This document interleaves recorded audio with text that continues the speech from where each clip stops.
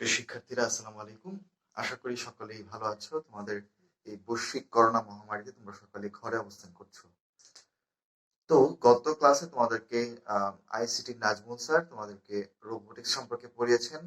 আজকে আমরা আরো একটি টপিক নিয়ে আলোচনা করব। তোমরা খাতা কলম রেডি রেখে তোমরা সামনে অবস্থান করো।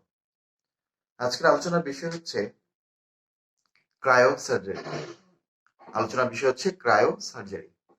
এই শব্দটি থেকে তোমরা বুঝতে পারছো যে এই ক্রায়োসার্জারি একটি চিকিৎসা বিষয়ক বা চিকিৎসা সম্পর্কিত একটি পদ্ধতি।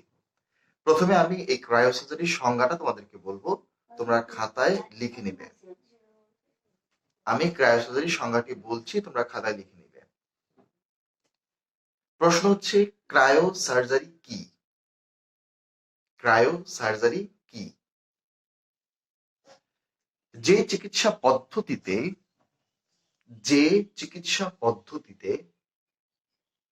অতি নিম্ন তাপমাত্রায়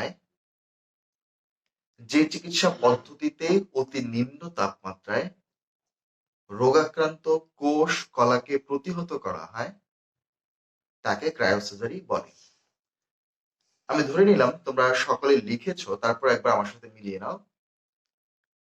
যে চিকিৎসা পদ্ধতিতে অতি নিম্ন তাপমাত্রায় রোগাক্রান্ত কোষ কলাকে প্রতিহত করা হয় তাকে ক্রায়োসার্জারি বলে। ওকে, তো এই যে চিকিৎসা পদ্ধতিটা, তোমরা জানো যে যে কোনো সার্জারি করতে গেলে বা যে কোনো অপারেশন করতে গেলে কাটাছেঁড়ার একটা প্রয়োজন হয়। এই যে কাটাছেঁড়া করতে হয়, কাটাছেঁড়া করতে গিয়ে কিন্তু ডাক্তারদেরকে ওই নির্দিষ্ট জায়গায় বা রোগাক্রান্ত অংশটি কাটতে হয়। এখন রোগাক্রান্ত অংশটি যেহেতু কাটে, তার মানে সে রক্তপাত হয়। কিন্তু এই ক্রায়োসার্জারি পদ্ধতিতে কোনো রক্তপাত হয় না বলে একে আমরা রক্তপাতহীন চিকিৎসা পদ্ধতিও বলে থাকি। তাহলে আরো একটা প্রশ্ন আসে মাঝে মাঝেই যে ক্রায়োসার্জারিকে রক্তপাতহীন চিকিৎসা পদ্ধতি বলা হয় কেন? ব্যাখ্যা করো। এই প্রশ্নটা তোমরা খাতায় লিখে নাও। ক্রায়োসার্জারিকে রক্তপাতহীন চিকিৎসা বলা হয় কেন? আমি ধরে নিলাম তোমরা লিখেছ যে ক্রায়োসার্জারিকে রক্তপাতহীন চিকিৎসা কেন বলা হয়। তা আমি এটার উত্তর বলছি এখন।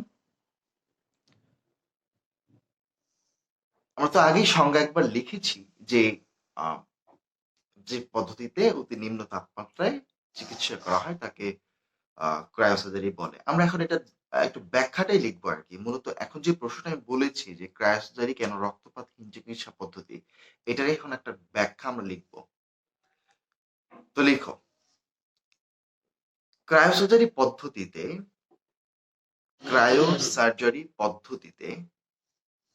একজন রোগীর আক্রান্ত স্থানটিকে একজন রোগীর আক্রান্ত স্থানটিকে একটি বিশেষ স্ক্যানার ব্যবহার করে নির্বাচন করা হয়। এরপর ক্রায়োপ্রোব, আমি শব্দটাকে আর একবার বলছি, ক্রায়োপ্রোব নামক একটি স্প্রে বোতল দিয়ে বা স্প্রেয়ার দিয়ে আক্রান্ত স্থানটিতে ক্রায়ো উপাদান যেমন আর্গন গ্যাস, তরল নাইট্রোজেন, অ্যামোনিয়া, ড্রাই আইস ইত্যাদি প্রয়োগ করা হয়। ফলে ওই স্থানের তাপমাত্রা -41°C তাপমাত্রায় নেমে যায়। আমি তোমাদের আজকের ক্লাসটা কিন্তু আজকে গ্রুপে দিয়ে দিব। তোমরা আমার কথাটা একটু দ্রুত শুনে তোমরা খাতায় লিখে নাও। যদি লিখতে অসুবিধা হয় তাহলে আমি গ্রুপে ভিডিওটা পোস্ট করে দেবো, সেই ভিডিও দেখে দেখে তোমরা ক্লাসটি করতে পারবে। তো যেটা বললাম যে যখন ওই যে স্প্রে করা হয়, তোমার আক্রান্ত স্থানের উপর ক্রায়োপ্রোব দিয়ে স্প্রে করা হয়, যে গ্যাসগুলোর নাম বলবো আমি, ফলে তাপমাত্রা -41°C নেমে যায়। এই অবস্থায় আক্রান্ত কোষ কলাগুলো তাদের কার্যক্ষমতা হারিয়ে ফেলে। এই অবস্থায় আক্রান্ত কোষ কলাগুলো তাদের কার্যক্ষমতা হারিয়ে ফেলে। হঠাৎ তাপমাত্রা বৃদ্ধির কারণে এই কোষগুলো একেবারেই ধ্বংস হয়ে যায়, অর্থাৎ একজন রোগাক্রান্ত ব্যক্তি রোগমুক্ত হয়। আমি যদি কথাটা আরেকবার নিজের মতো করে বলি, এতক্ষণ তো তোমরা লিখেছো, আমি যদি এবার নিজের মতো করে বলি, ধরো তোমার হাতে এখানে একটা টিউমার বা একটা আঁচিল আছে। এখন এই আঁচিলটাকে যদি আমরা ডাক্তারের কাছে যাই বা শল্য চিকিৎসকের কাছে যাই, উনি কি করবে? এটাকে অপারেশন করবে। অপারেশন করা মানে হচ্ছে এটাকে কাটাছেঁড়া। কাটাছেঁড়া যদি করতেই হয় তাহলে কিন্তু রক্তপাত হবে। রক্তপাতহীন কোনো কাটাছেঁড়া চিকিৎসা করা যায় না। কিন্তু আমরা এখন যে পদ্ধতি নিয়ে আলোচনা করছি বা যে বিষয়টির কথা আমরা আলোচনা করলাম, সেটাকে কি বললাম? Cryo surgery.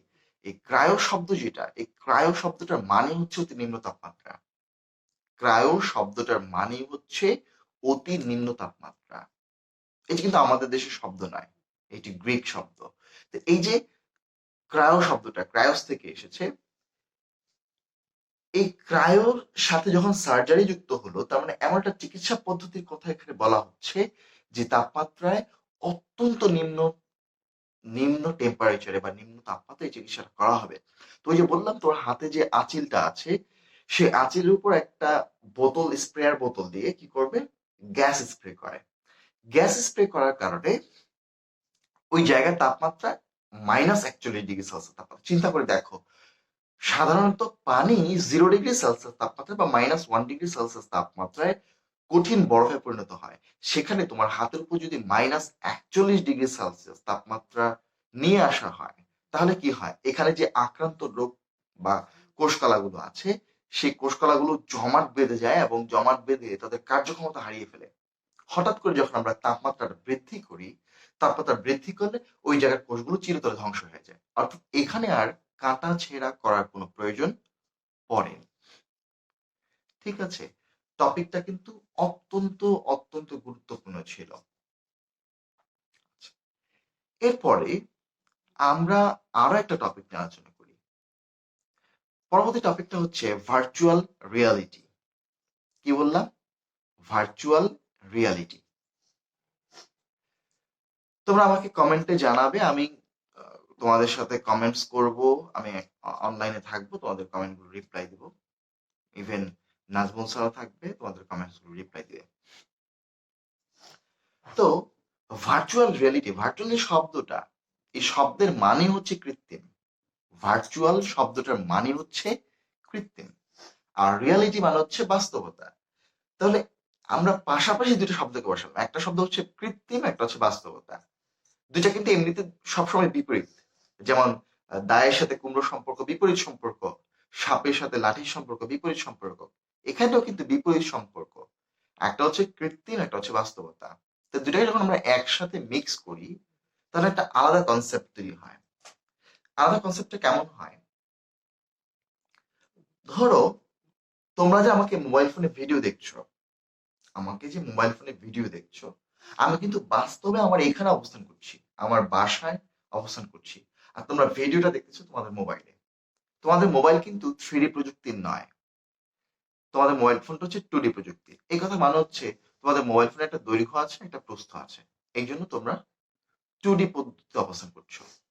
আমাদের চোখ, মানুষের চোখ যখন কোনো বস্তুকে দেখার পর যখন আমাদের মস্তিষ্কে সে বার্তাগুলো যায়, মস্তিষ্কে গেলে কিন্তু মস্তিষ্ক সেটাকে একটা 3D বা 3 ডাইমেনশনাল একটা পদ্ধতিতে নিয়ে যায়। তোমাদের কারো যদি একটা চোখ বন্ধ করে রাখো, তাহলে কিন্তু মস্তিষ্ক 2D ছবি দেখে। কি বললাম? 2D ছবি। আর যখন আমরা দুইটা চোখে একসঙ্গে দেখি, তখন সেটাকে আমরা বলি 3D ছবি, মানে 3 ডাইমেনশনাল একটা পিকচার দেখি। একটা বস্তুকে আমরা দুইটা চোখ দিয়ে দেখছি, দুইটা অ্যাঙ্গেল থেকে দেখছি। তাই আমাদের এই ছবিগুলোতে 3D ইমেজ তৈরি করে আমাদের ব্রেইনে।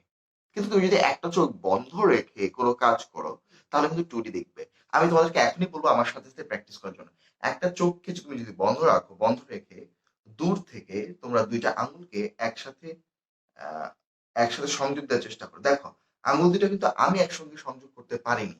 তোমরা একটু চেষ্টা করে দেখো, দূর থেকে একটা চোখ বন্ধ রেখে দুইটা আঙুলকে তুমি একসঙ্গে করতে পারো কিনা। Maximum student will be fail. তোমাদের মধ্যে ম্যাক্সিমামই ফেল করবে এই বিষয়টাতে। কারণ আমরা যখন একটা চোখ বন্ধ রেখে কোনো কিছুকে দেখি, তখন ওই আমাদের ব্রেইন ওই বস্তু সম্পর্কে একটা 2D ধারণা পায়, দ্বিমাত্রিক ধারণা পায়, স্পষ্ট ধারণা কিন্তু পায় না। কিন্তু যখন আমরা দুইটা চোখ দিয়ে দুই দিক থেকে বস্তুটাকে দেখি, তখন একটা 3D ধারণা আমরা পেয়ে যাই। তোমরা জানো হয়তোবা অনেক আহ, অনেক দেশে এখন 3D ছবি তৈরি হচ্ছে, আমাদের বাংলাদেশেও কিছু 3D কার্টুনস তৈরি হচ্ছে। তো এই যে 3D ছবিগুলো, এগুলো কিন্তু শুট করতে হয় কয়েকটা ক্যামেরা নিয়ে। একটা ক্যামেরা দিয়ে কিন্তু সেই ছবিগুলো শুট করা হয় না, কয়েকটা ক্যামেরা নিয়ে শুট করে যখন ভিডিওগুলোকে একত্রে করে, তখন একটা 3 ডাইমেনশন একটা সেন্স তৈরি হয়। এটাকে আমরা বলি 3D ছবি। তো আজকের আলোচনা ওই 3D ছবি নিয়ে। 3D ছবি বলতে ভার্চুয়াল রিয়েলিটি নিয়ে, অর্থাৎ তোমার দেখতেছো বাস্তবের মতো কিন্তু জিনিসটা বাস্তব নয়, এমন বিষয় নিয়ে আলোচনা করব। সংজ্ঞাটা তাহলে আমরা প্রথমে লিখে ফেলি। ভার্চুয়াল রিয়ালিটি কাকে বলে? প্রশ্নটা তোমরা লিখো, ভার্চুয়াল রিয়ালিটি কাকে বলে? আশা করি তোমরা লিখেছো। যদি লিখতে না পারো, আমি ভার্চুয়াল ইংরেজি শব্দটা সেটা আমি বানান বলতেছি। VIRTUAL,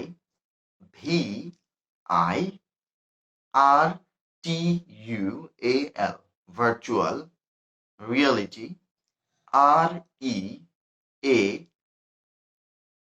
REALITY, reality, virtual reality কাকে বলে? আচ্ছা, তাহলে আমরা এখন সংজ্ঞাটার উত্তর লিখে ফেলি বা প্রশ্নটার উত্তর লিখে ফেলি। এমন ত্রিমাত্রিক ধারণা, আমার সাথে সাথে তোমরা খাতায় লিখো, এমন ত্রিমাত্রিক ধারণা যা কোনো বস্তু বা চিন্তাকে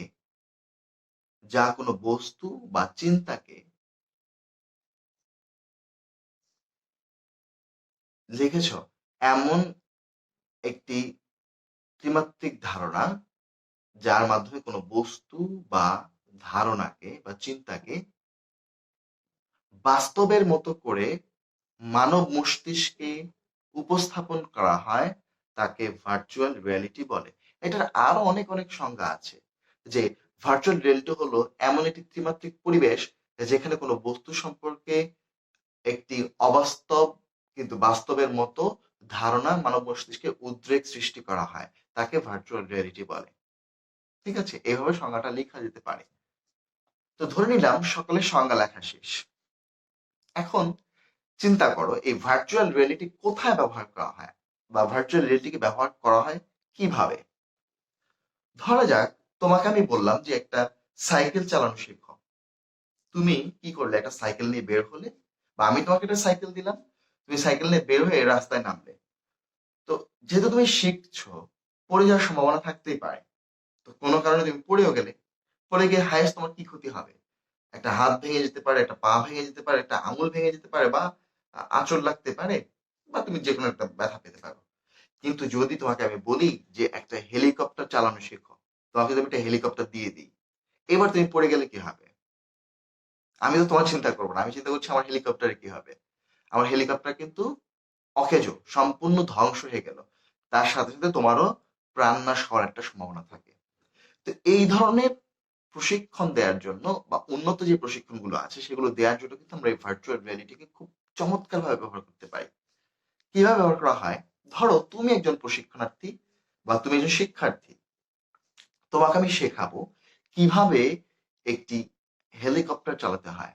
তো সেই ক্ষেত্রে তোমাকে আমি এমন একটি কক্ষে প্রবেশ করাবো যে কক্ষের পরিবেশটা সিমুলেটেড। সিমুলেটেড মানে হচ্ছে হুবহু একটা হেলিকপ্টারের পাইলটের সামনে যে পরিবেশটা থাকে, ঠিক একই রকম একটা পরিবেশ আমি তোমার রুমে সেট আপ করে দিলাম।